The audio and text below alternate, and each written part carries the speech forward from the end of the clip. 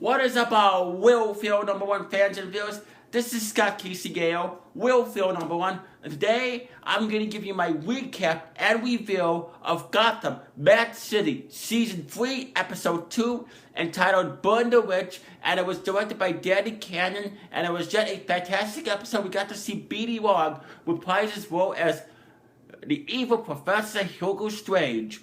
I liked today's episode. I thought it was good. Okay, let's begin with the recap, shall we? Alright, tonight's episode begins now. Valerie Vale went to Jim for help with her latest story. Valerie had wanted to catch and then write up a fish Moody's capture.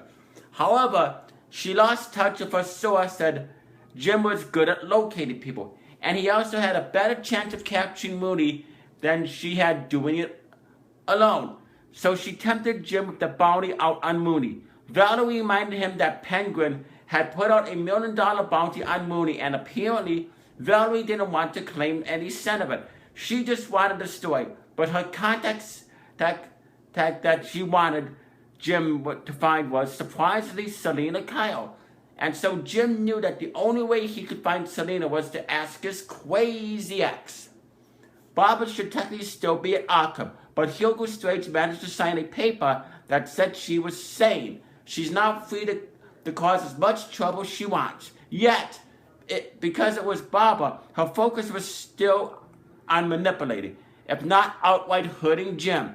Jim is her ex-fiancé. Barbara implied that she did not know where Selena was, and she wanted only one thing in return for the information.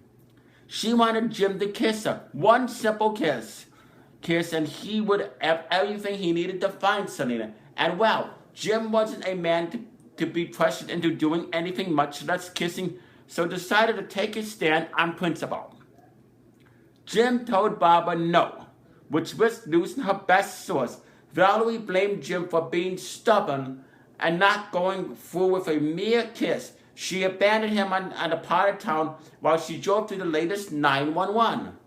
The two didn't cross paths until she tried going back to him for help. Valerie had gone to Jim's old desk at the police station because she knew that he would have to rely on his police buddy to help find information. She knew eventually that their paths would cross there. However, Jim wasn't in a receptive mood. Jim was still angry at her, so he ignored her attempt to grab his attention. He had showed up at the police station because he did want to contact some of his old friends and sources there. So Jim had gotten lucky when he ran into Lucius Fox.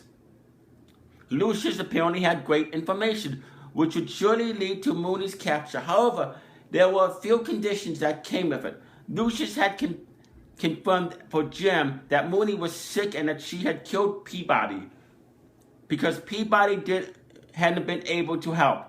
So he told Jim that Mooney would need a new doctor, one that was preferably better than her last, and one who surely would heal her. And so only one name came up.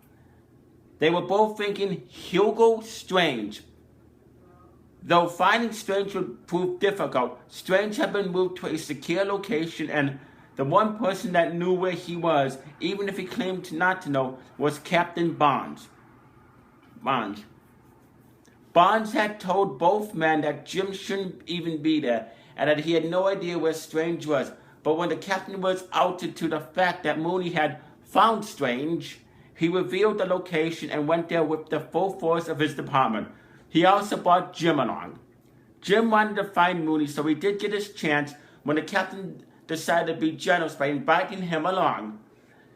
Yet where's the captain given nature ended?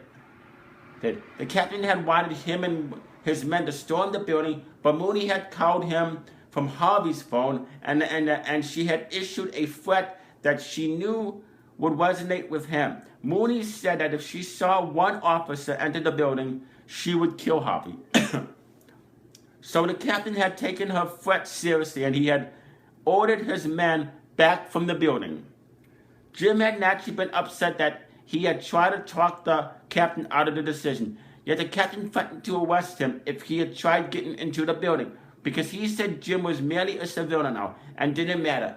Though Jim wasn't the real problem was the Penguin. Copperbot had woke an angry mob, and he had told him that Gotham PD going to let Mooney get away for crimes if the good people of Gotham didn't stop him. So while the captain thought Jim was dangerous, the real danger came from a bunch of civilians marching down the scene with weapons, which I thought was a great scene. Jim was able to use the mob as a distraction. He waited until the captain was busy with the mob to sneak into the building from the back in hopes that he would sneak Harvey out of there without anyone noticing. However, he had gotten caught before he could carry out his grand plan. Mooney had the people watching the doors. One of them was able to sneak up on Jim from behind and take Jim to Mooney. Mooney could have easily killed Jim, though Jim managed to come to an arrangement with her. Jim told her that all he wanted was Harvey. So he said he was perfectly fine with helping to get Hugo Strange out of the building. if she left him and Harvey alone. So everyone was pretty much fine with that plan. However, Strange had practically begged Jim for help. Strange had apparently talked to Mooney earlier about her condition, and he already told her that he wasn't able to help her. And so Strange desperately wanted to be rescued because he knew that Mooney was going to kill him. But Jim looked heartless as he said he wasn't his problem, even if he had come up with a way to help Strange. Jim had gotten Mooney out of the building by calling the Penguin and telling him to storm the place with the crowd. But he had also told Copperbot that the crowd was a diversion and that Mooney would be sneaking out in the back. And so Jim tried to come up with everything reasonably possible to settle things, yet he was betrayed by the Penguin of all people. The Penguin had followed most of the plan when he got his wild crowd to storm the building, and he had showed up in the back ready to kill Mooney. Yet the Penguin couldn't do it. He had asked Mooney why she hadn't killed him out on the bridge, and she told him that he was hers. He had been the one to rub her feet and care for her. So she couldn't kill him, and he had been able to kill her. But Valerie had realized what the plan was, and she had later told Jim Mooney was still alive. Valerie said that if the Penguin had truly killed her, then he would have dragged her body in front of the crowd for everyone to see. Jim spent the night with Valerie to help get his mind off of what happened. Bruce was pretty busy on tonight's episode. He had contacted the Count of Owls, and he had reached a reluctant truce with them. Bruce had agreed to stop looking into his parents' death, and the elusive woman he met said that they would stop threatening both him and Alfred. So just as Bruce and Alfred tried living with the agreement, someone snuck into their house, and he looked just like Bruce. Oh boy, both Ivory and Leslie are back in Gotham. And I would give this episode 5 stars, 2 thumbs up. I'm really enjoying this season. Season 3 is off to a tremendous start, and it just keeps getting better and better. I was glad to see B.D. Wong reprise his role as Professor Hugo Strange because he is my favorite villain on the show. I really hope he gets promoted to series regular someday. And I can't wait for the Mad Hatter, the Benedict Samo, the actor that's going to play him from The Walking Dead, to debut. I mean, the Mad Hatter is a great villain on the Batman comics and an old 60s TV show. I mean, it's going to be great to see the Mad Hatter. But anyway, comment down below in the comment section. Tell me, Scott Kesey Gale, what you thought about this episode, what you enjoyed about this episode, and what you think is going to happen in the rest of season 3. Subscribe to me, Will Phil, #1. Subscribe to my best close friends, BB717, JH Films, The Concert Kid 14. Subscribe to my Western channel, National Western Shooters, NWS Revolution, NWS Network.